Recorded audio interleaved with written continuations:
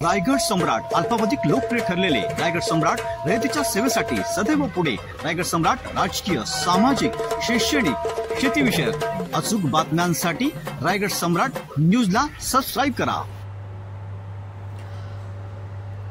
ग्रामपंचायत वलपच्या सरपंचपदी शेकापच्या नीलम संदीप जोशी यांची निवड। गुरुवार दिनांक 25 सप्टेंबर रोजी निवडणूक अधिकारी यांच्या उपस्थितीत दुपारी 2 वाजता सरपंच पदाचे निवडणूक झाले। यात नीलम संदीप जोशी यांची बिनविरोध निवड झाली असून या निवडीसाठी शेकाप नेते काशीनाथ पाटील व काँग्रेसचे ज्येष्ठ नेते अनंत पाटील यांनी महाविकास आघाडीच्या वतीने गेल्या 5 वर्षापासून ही ग्रामपंचायत सुरळीत चालवली असून आपल्या पक्षाने ठरवून दिलेला कार्यकाळ संपल्यानंतर नवीन सरपंच, उपसरपंच यांची निवड केली जात असून नीलम जोशी यांना सरपंचपदी निवड झाल्याबद्दल काशीनाथ पाटील, हेमराज म्हात्रे तसेच ग्रामपंचायत सदस्य भोलेनाथ पाटील, रोहित वाघे, नीलम जोशी, मनोज पाटील, कविता पाटील, जय मल्हार, भोलेनाथ पाटील, नवनाथ मधुकर खोटारकर, जोशना, राजेश पाटील सह अनेक मान्यवरांनी यांच्यावर शुभेच्छांचा वर्षाव केला।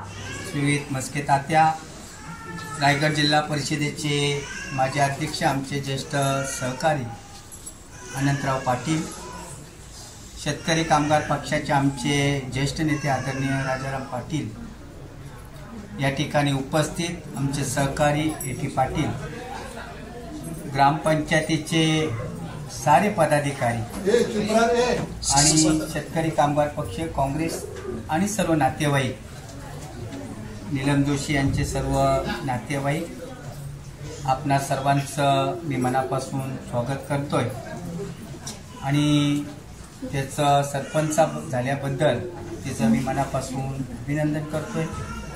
आणि हे अभिनंदन करत असताना काँग्रेस आणि शेतकरी कामगार पक्षाच्या वतीनं ही निवडणूक लढवली गेली होती आणि आम्ही साऱ्या पदाधिकाऱ्यांनी जे निकष माझ्या सहकार्याने आणि पदाधिकाऱ्यांना ठरवून दिले होते त्या निकषाला सारेजण पात्र ठरले।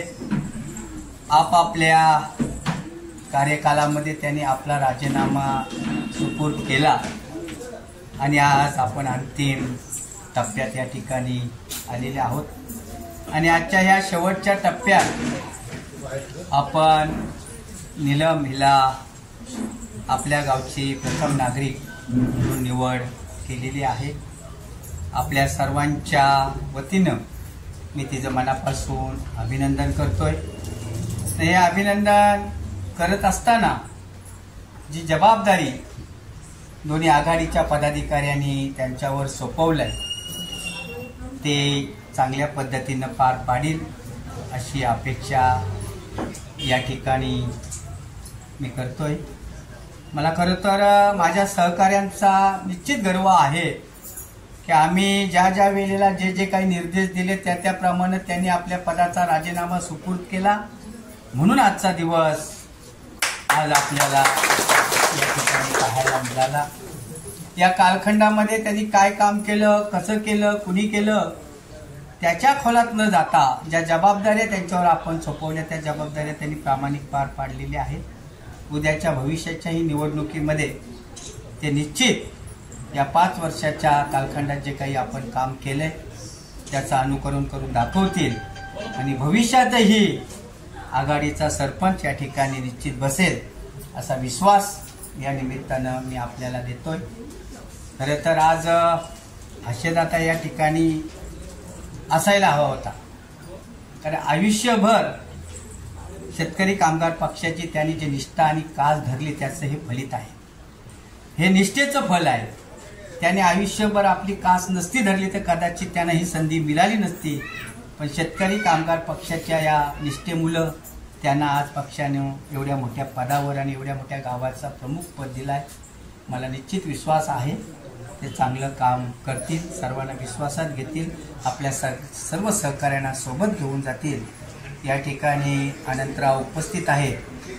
प्रत्येक वेळी सरपंच आणि उपसरपंचाच्या निवडीला आघाडीचा घटक पक्ष म्हणून त्यांनी वेळोवेळी आपल्याला साथ दिलेली आहे।